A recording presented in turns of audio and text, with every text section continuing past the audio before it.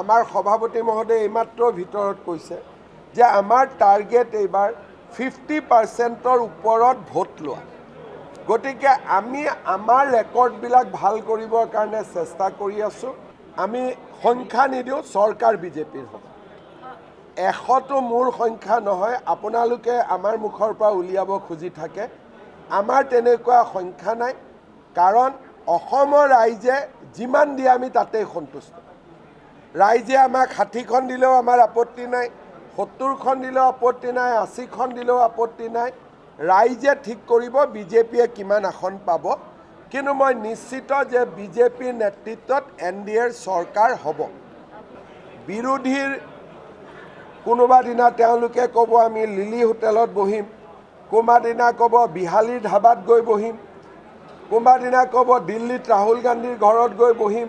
গতিকে তেওঁলোকৰ যদি যেনেকৈ মই অখিল গগৈয়ে কৰা ফেচবুকবিলাক চাওঁ, ৰাতি চব কাম তাম শেষ কৰি গা পা ধুই শোৱাৰ আগতে অখিল গগৈ মই ফেচবুক লাইভবিলাক চাওঁ। কাৰোবাক জহনী বুলি গালি পাৰে, কাৰোবাক কিবা বুলি গালি পাৰে, ৰাতিটো ভাল টোপনি যায়।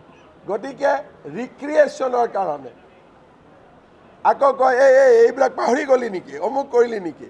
বৰ্তমান ৰাতি কাৰোবাৰ যদি পৰিবাৰত কণ্ডল লাগিছে, ল'ৰা ছোৱালী নিজৰ ভিতৰত কাজিয়া লাগিছে, ক'ৰবাত অফিচত টেনশ্যন হৈছে, ক'ৰবাত মালিকৰ লগত টেনশ্যন হৈছে, ক'ৰবাত অফিচৰ বছৰ লগত টেনশ্যন হৈছে, ক'ৰবাত ভায়েক ককায়েকৰ মাজত টেনশ্যন হৈছে। বৰ্তমান অসমত আটাইতকৈ ডাঙৰ মেডিচিন হৈছে ৰাতি অখিল গগৈৰ ফেচবুক চোৱা। আৰু মই নিজে চাওঁ, মই এক প্ৰকাৰ ফেন হৈ গৈছোঁ অখিল গগৈৰ ফেচবুক লাইভ চোৱা। সিদিনাখন এটা গালি দিছে, এইটোৰ নাম কি, অমুক তই ক'ৰ পৰা ওলালি, আকৌ হাঁহি দিয়ে, হে কৰি হাঁহি দিয়ে, দি আকৌ চাই। গতিকে বৰ্তমান আটাইতকৈ টেনশ্যন ৰিলিজৰ কাৰণে আটাইতকৈ ভাল হৈছে অখিল গগৈৰ ফেচবুক।